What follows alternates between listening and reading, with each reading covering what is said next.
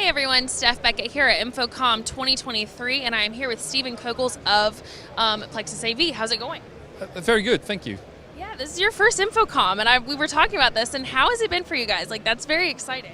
Well, first of all, it's exciting to be at InfoComm because we've had a lot of preparation work for this, and finally to be able to show our kind of baby to the world is amazing. Yeah, so it's been awesome, and we've seen a lot of people already today, and we're looking forward to a busy week. So you guys are not a brand new company, but a somewhat new company, a new foray, if you will. So for those who might not be super familiar with you guys, tell me a little bit about who you are and what you do. Yeah, so the company's called PlexusAV, and we're a division inside of Sencor. Sencor's a company's been around for 75 years, so we kind of joke around being a startup with 75 years of experience. But Sencor is mostly focused on the broadcast market, so broadcast infrastructure market. But we've always been doing a lot of encoding, decoding, compression, IP transmissions. It's been really our expertise field. So for us to go into the ProAV space, the products that we're doing now, AV over IP, just make a lot of sense. So yeah, like I said, a startup with 75 years of experience. Yeah. And having that experience in the broadcast market and kind of bringing that IPMX into ProAV is actually very, very cool. We don't have standards in our industry, so standards-based AV over IP, that's kind of something different. Yeah, the ProAV market kind of enjoys their walled gardens, right? Yeah, and I think that was a little bit of a challenge for us. So when we researched like how do we set a goal to get into the ProAV space, we want to do the right thing.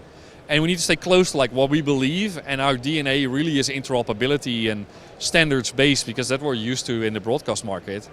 And kind of in the broadcast market, if you don't have standards, then you're kind of not successful automatically.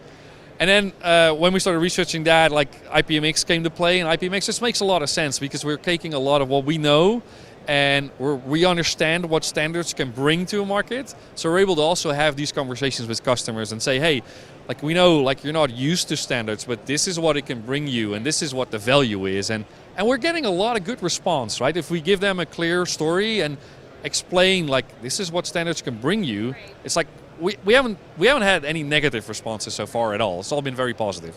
And having that experience, even if it's not in the ProAV market, but having experience in broadcast and other markets and being like, hey, this works, like that's like another step of like people will start to believe it, and hopefully standards will begin entering the ProAV industry. Yeah, I hope so. I've been joking to some people about like, so it's actually manufacturers, and we're used to that in the broadcast space. Well, we'll have it here as well, that manufacturers will come together, actually sit in a big room, they have their equipment in the middle of the room, and everybody will be trying to make their stuff work with the other manufacturers' equipment, which is quite unique for the ProAV space. So yeah, standards are gonna simplify AV over IP, but I think the most important thing is like if you look at IP and AV over IP, like the promise of all the functionality and flexibility you can get from the network, we're kind of limiting ourselves by just focusing on these walled gardens. Right. Like if you really want to go to convergence and go like the route that for instance VoIP has traveled, like we need to go to standards, and we need to get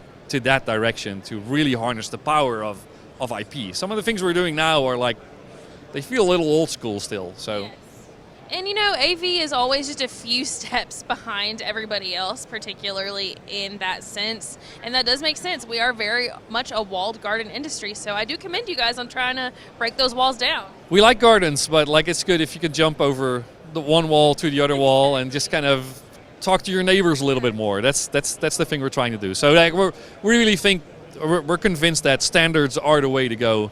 And then, an IPMX-based solution is very interesting. So, very cool, and I wish you every success. I know your booth has been pretty busy. I know that it's going to get even busier probably tomorrow and Friday. So I do hope that you get to see a lot of like potential customers and have good meetings. Yeah. We've had a lot of setup meetings, but we're seeing a lot of people walk in just like they're interested about IPMX. They're interested about like who is Plexus. We've launched ourselves very well, I think. So yeah, we're looking forward to a lot of good conversations.